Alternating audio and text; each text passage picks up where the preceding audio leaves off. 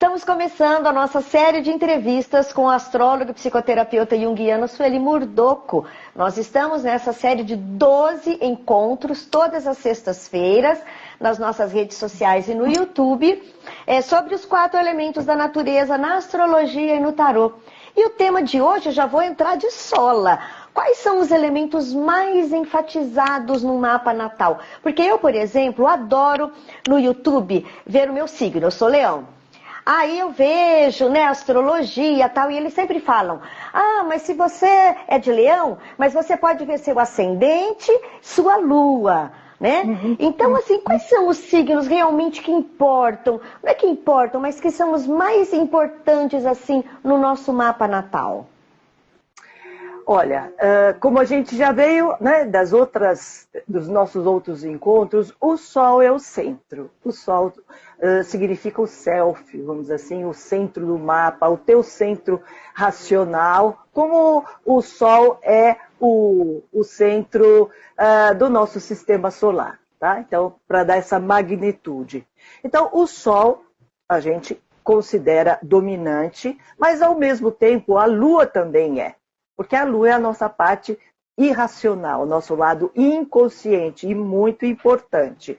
E, ao mesmo tempo, o ascendente, que são os 3 pilares, né?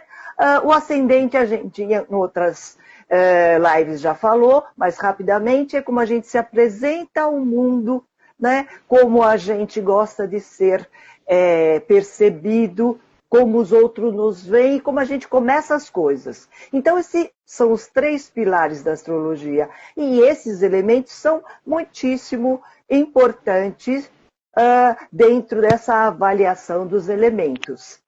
E a gente pode, é interessante isso, ter um elemento em cada um desses pontos. Não necessariamente o elemento do Sol, que eu tenho o elemento do Sol em fogo, o elemento do ascendente em água e o elemento da Lua em ar, por exemplo. Tá? É o que acontece comigo. Olha, eu tenho Sol no elemento fogo, ascendente no elemento água e a Lua no elemento ar. Né? Então, nos meus signos, né, fortes. Agora, tem gente que tem Sol, Lua e Ascendente no mesmo elemento. Isso significa que amplifica o poder daquele elemento na pessoa? Com certeza. Se esses 3 pilares, né, que dão para nós a magnitude da vida, como a gente entra e vê a vida, todos no mesmo elemento, vamos imaginar, no elemento ar, né? O Sol, o ascendente, é um pouco raro você ter os 3, mas é comum às vezes é você ter o ascendente e o Sol juntos, né? Então o ascendente e o Sol na primeira casa, por exemplo, tá?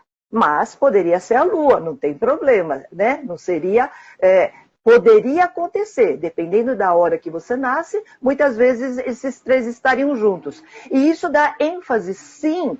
Por exemplo, se são gêmeos, daria ênfase às qualidades de gêmeos, de curiosidade, de inteligência, de relacionamento, de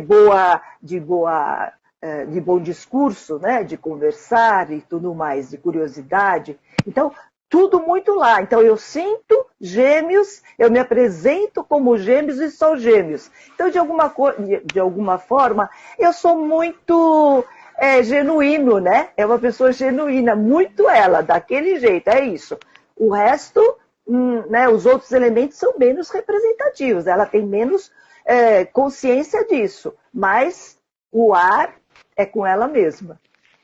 Então, lembrando que todos temos os 12 elementos. Podem não ter nos planetas mais fortes, que depois em outros encontros nós vamos explicar, né, os planetas e tudo, mas tem as casas, né? Então todo mundo tem. Então não dá para falar assim, eu não tenho nada de tal elemento. Tem, em algum lugar da vida, que as 12 casas são os lugares da vida, né? Aparece.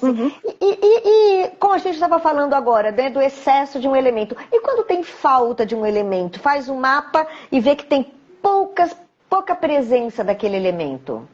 você veja, quando a gente tem muito, a gente tem conscientemente aquela energia à nossa disposição. Quando tem menos, falta, né? Então, tem horas que a gente tem um pouco menos, ok? A gente tem um contato que não é tão excelente, mas a gente tem. Agora, tem mapas que tem falta, vamos dizer assim, ou tem pouquíssimos, né? Planetas, porque a gente estava dizendo que tem o ar, a gente já falou do Sol, do ascendente e da Lua, mas existem os outros planetas que estão distribuídos, às vezes juntinhos, às vezes distribuídos, né? Mas eles também vão dar o colorido de cada elemento, tá? Mas se de alguma forma um elemento é menos representativo, então é porque a gente precisa conscientemente desenvolver essa qualidade. Então, se eu tenho muito pouca água, por exemplo, eu tenho que desenvolver conscientemente através de você querer, às vezes, estar em contato com pessoas de água, e entender e perceber como funcionam, ou eu mesma tenho que conscientemente desenvolver isso dentro de mim. Então, seria assim, como é sentir o treino? Né? O que eu sinto sobre isso? Porque normalmente uma falta de água, e a gente vai ver isso, a conexão é mais difícil com aquilo que a gente sente. Então, conscientemente fazer essa conexão. Vamos dar um exemplo prático, começando da água, que são as pessoas que nasceram com o Sol em Câncer, Escorpião ou Peixes. Vamos, excesso e falta, rapidinho. Quando a pessoa tem excesso de água no mapa, qual que é a tendência de uma característica no geral? Olha, o excesso de água faz super sensibilidade. É uma pessoa muitíssimo sensível, tudo magoa. Eu acho que é importante salientar, quando a gente tem muita água, tudo magoa, né? Porque é uma posição mais vitimizada, vamos dizer assim, né? Talvez de pouca potência, então o outro é muito valorizado como o agressor, vamos dizer assim. Eu sou a vítima do mundo, né? Então eu sou super, hiper sensibilizada com isso e eu me magoo. Então do sentimento maior da água é a mágoa. E a mágoa, ela vai juntando. Você não tem uma mágoa só, né? Você magoa por tudo. Aconteceu, eu magoo. O que acontece? A gente transforma nisso num complexo, como se fala. Né? O que é complexo? Uma soma de mágoas gordinhas, monte de gordinhos de mágoas, entendeu? E isso se torna um complexo. Que no senso comum a gente acostumou a falar um complexo de mãe, então é minha mãe, que eu tenho um problema com isso, paterno, ou que seja. Né? Então, simplesmente, né, de uma forma mais simples, o complexo seria um conjunto de mágoas. Né? Então, e a falta do elemento água? Então, a falta do elemento água seria aquilo que que eu já coloquei no sentido de conscientemente a gente precisaria, né, entrar em contato. Então, fazer isso no sentido de que eu não tenho uma percepção do que eu sinto, do que eu preciso. Eu não tenho. Muitas vezes, eu até já coloquei em outras ocasiões, que a pessoa que tem pouca água tem a dificuldade de saber o que sente e expressar.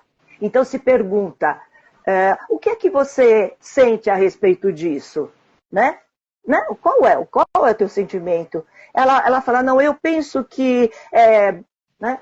Não, né? Então, conscientemente, a gente tem que fazer quem tem pouca água, fazer com que ela mobilize esse sentimento dentro dela, que está bem mais, porque é pouco, então tem mais inconsciente, está bem mais inconsciente dentro da psique dela. Então tem que trazer para a consciência. E vamos para o elemento terra. Quem tem excesso de terra, que é touro, virgem e capricórnio, quem faz um mapa e descobre no seu mapa natal que tem muito elemento terra dentro do mapa. Qual que é uma característica assim básica? Claro que são muitas, mas para a gente dar um exemplo. Olha, muita terra seria assim, a terra ela é muito sólida e ela é ligada ao aqui e agora, ao fazer, ao funcionamento, às formas, né? É o que temos para hoje, essa é a terra, tá? Então, e ela não é teórica, ela não gosta de teoria, ou seja, na hora que você compra alguma coisa que tem um manual, ela vai direto. Como é que faz? Vamos lá. Não, vamos ler. O ar fala, vamos ler o manual? Não, nada de manual. Não vamos ler manual nenhum, né? Então, o excesso de terra, inclusive, faz resistência à mudança. Por quê? Porque ela está fixada, está tudo bem. É como diz, aquilo que está funcionando a gente não muda, então ela fica lá, né? E ela é teimosa. Porque ela sabe que daquele jeito dá certo. Ela faz igual. E para que eu vou mudar? Então eu sou teimosa. E é um conformismo também, né? Se está tudo bom, vamos estar no conforme. Está tudo no conforme, tá? Então é um conformismo. E ao mesmo tempo um apego muito grande ao material dá uma rigidez, né? Porque não vem coisa nova. A terra, ela fica no mais formal da história, nos conceitos formais. Então, o novo, que seria Urano, lá do ar, da história, não entra, porque está tudo funcionando, então vamos ficar assim. Então, esse é o excesso de água e o que seria difícil, o excesso de terra. Desculpa, né? Isso seria os defeitos, de alguma forma, tá? E a falta de terra, quando a pessoa faz um mapa natal e fala, nossa, tem pouquíssimo elemento terra no meu mapa. A terra, como ela tem a ver com sobrevivência, com produzir, inclusive, né? Tem a ver com formas, né? E limite. A terra dá limite. Então, terra, Capricórnio, Saturno, a gente sabe, precisa de limite, sabe? Aquela criança que sobe no lustre, que sobe e despenca, não tem um pouco de mais pé no chão do perigo, né? Então, a falta de terra é ao contrário, tá? Ela não tem limite, tá? Ela tem dificuldade de concretizar, tá? E é aquela pessoa que pode ter muito ar, por exemplo, que sonha e não concretiza, tá? Ou muita água, né? Então a dificuldade dela é em concretizar. A falta de terra não concretiza. Há muita água, muita terra, fica rígido. Maravilha. Vamos falar então agora de quem tem muito elemento fogo e depois ar. E eu gostaria da gente encerrar essa nossa aula, que para mim as entrevistas com você são sempre uma aula. O que a gente pode fazer na prática para dosar isso? Mas vamos primeiro os outros dois elementos e a gente amarra, né? Como que a gente pode tomar essa informação para o nosso bem. Então quem tem muito fogo, lembrando, é Áries, Leão e Sagitário, né? Isso, que a gente até não colocou dos outros, mas de qualquer forma, muito fogo tem a ver com muito impulso, muita impaciência, tá? O fogo, ele é, como a gente vai ver, ele é quente e seco, e ele é muito individualista. Então o fogo, muito fogo, dá muito egocentrismo, é tudo nele, né? Ele é o centro, ele precisa desse aplauso, vamos dizer assim. Tá? Então é muito impaciente, tem que ser muito rápido no tempo dele, do jeito dele. Tá? E a falta do fogo é a falta do entusiasmo, da esperança. Né? A falta de fogo a gente poderia dizer que tem muita água, talvez. Né? Então a falta de fogo daria menos contato com a vida. Né? Porque o fogo faz a vida de alguma forma brilhar. Né? E a falta do fogo, falta esse brilho. E o ar? Ar como é que chama mesmo? É o Gêmeos? Gêmeos, Aquário e Libra. Gêmeos, Aquário e Libra. Isso, Gêmeos, Libra e Aquário, né? Vamos lá. Então, e o excesso de ar no mapa? Excesso de ar é muito pensamento, né? Que é a função do ar, né? Como a gente já viu, uma função psicológica do ar, é o pensamento. Então, muito ar, a pessoa fica só no mundo do pensamento, da teoria, do abstrato. Não que isso não seja bom, de alguma forma, porque muitas das ideias do ar que são postas mais à frente como uma verdade social, alguma coisa assim. Mas alguém que é muito demais pensamento é outro que tem dificuldade de concretizar. Né? Tem dificuldade de concretizar. E a falta do elemento ar? A falta do elemento ar é isso, tem uma dificuldade, a pessoa que tem um pouco ar tem até uma desconfiança da própria intelecto. Ele não tem contato com isso, ele se desconfia, é verdade. A pessoa se acha um pouco... Não, eu tenho pacientes que falam, não, eu acho que eu sou meio burra. Desculpa a palavra, mas sim, as palavras que vêm dele, não sou eu que estou dizendo. Por quê? Porque ele não tem muito acesso a isso. Mesmo a comunicação, entende? A comunicação porque o ar, o forte é a comunicação. Quando você tem pouco ar, a tua dificuldade é se expressar, é colocar em palavras. Às vezes você tem pouco ar e muita água, por exemplo, né? Então você tem muito sentimento, aquilo que sente, e não consegue, inclusive, expressar. Veja que todos os teus canais estão meio bloqueados. Então, conscientemente, a gente precisa desenvolver isso. Então, você está falando, então, o que fazer na prática para dosar, né? Primeiro de tudo, um autoconhecimento, imagino, né? Sim. E como que a astrologia e a psicoterapia, as terapias podem ajudar a gente a entender o que eu tenho em excesso e o que tenho em falta para eu conseguir equalizar?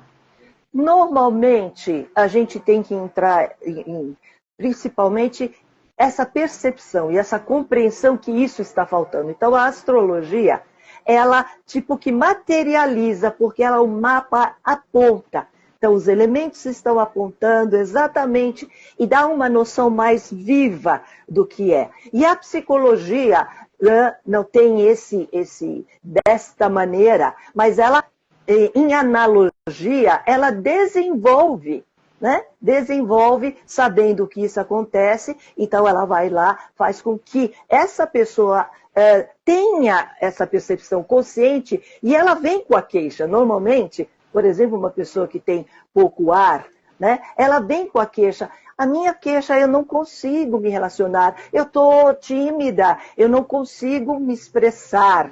Né? Então, a partir disso, a gente talvez até aconselhar, tipo assim, fazer um curso de oratória. Já vi muito paciente fazer isso, sabe? Fazer um curso de oratória, onde ele é obrigado a se expor, dá muito certo, né? Eu já